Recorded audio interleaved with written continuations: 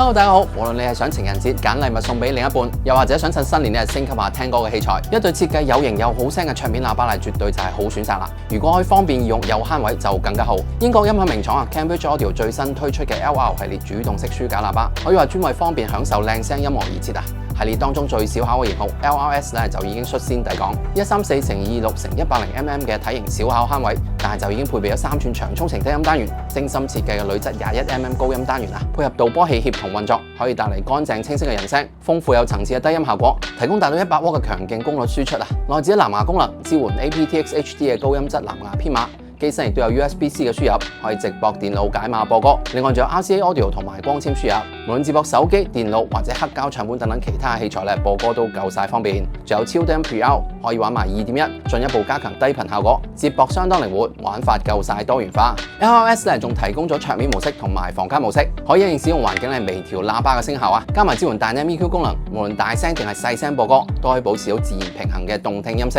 6種配色嘅選擇，由搶眼嘅橙色到優雅嘅原木色都一應俱全。小巧型格嘅機身，豐富靈活嘅接駁，輕鬆方便就可以享受到悅耳動聽嘅英倫靚聲啊，啱晒香港家居。